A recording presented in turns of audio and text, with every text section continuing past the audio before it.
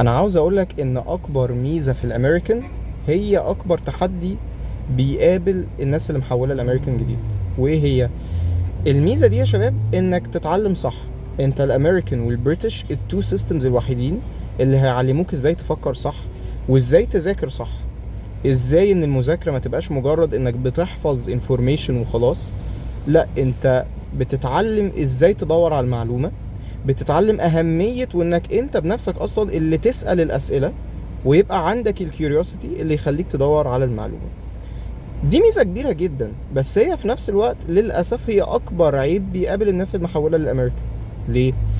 حضرتك يعني تعال أحكي لك عن نفسي. أنا درست في 4 سيستمز مختلفة.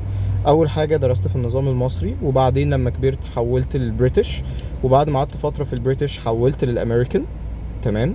وبعدين رجعت، الكلام ده كان بره، يعني مصري هنا في مصر، وبعدين سافرت بره مصر درست امريكان وبريتش، وبعدين رجعت مصر هنا كلية طب عين شمس. رجعت تاني ادرس بنظام مصري. عايز اقولك في الرحلة دي كلها المرحلة او المرحلتين اللي يعني كان فيهم نظام عقيم في المذاكرة هم اللي ليهم علاقة بمصر، سبحان الله. لما كنت الاول في مدارس لانجوج في مصر قبل ما اسافر، ولما رجعت مصر درست في كلية طب في جامعة حكومية يعني في مصر. ليه بقى؟ عايزين نتفق انه للأسف احنا كنظام مصري بنعلم يعني بتدي الطالب المعلومة بالمعلقة، ودي غلطة مرعبة. انت ما ينفعش ان انا اديك منهج واقول لك الامتحان مش هيطلع من المنهج ده، ذاكر يا باشا المنهج وخش امتحن وده تبقى زي الفل. ما ينفعش ابدا ان انا اعمل كده. فاهمين الفكرة؟ يعني حاجة تضحك ان يبقى في حاجة اسمها كتب اسم في جامعة هنا مثلا في مصر، ده حاجة موجودة جدا.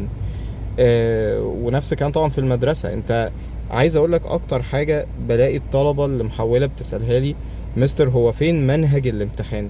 بص يا باشا، في فرق بين النوتس اللي احنا عاملينها للكورس ولمين فيها الافكار الكومن، وبين ان في حاجة اسمها كلمات معينة احفظها الامتحان مش هيطلع منها، او افكار مستحيل يطلع منها الاكزام. الموضوع مش بالبساطة دي ومش بالسهولة دي.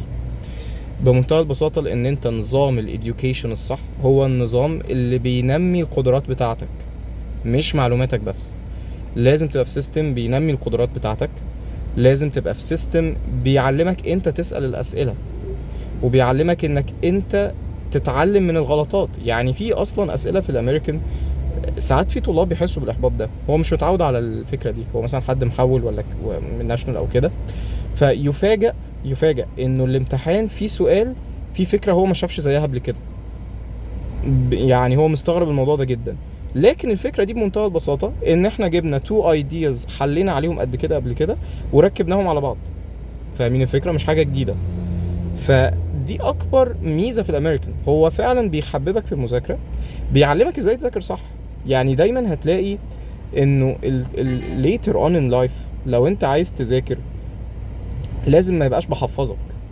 حضرتك لو جيت بعدين عايز تبقى دكتور شاطر، عايز تبقى مهندس شاطر، عايز تبقى، لازم تعرف ازاي تسأل اسئلة تخليك عايز تذاكر اكتر، تخلي عندك حرص انك تعرف المعلومة اكتر، ازاي تتعلم من غلطاتك. يعني التو بوينتس دول في الامريكان وفي البريتش اقوياء جدا، بيعلموك ازاي تسأل اسئلة، بيعلموك ازاي تتعلم من غلطاتك، ما بيدوكش المعلومة بالمعلقة، بيخليك انت تدور عليها وانت تلاقيها. فاهمين الفكرة؟ فبليز استغل المزايا دي في الامريكان. انا عارف ان بالنسبه لك كحد لسه محول هتبقى حاجه صعبه شويه، لكن تعلمها صح. طبعا محدش يلخبط بين 2 بوينتس مهمين.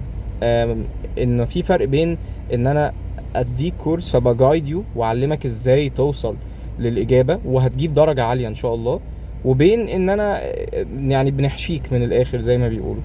في فرق كبير بين الاتنين. تمام.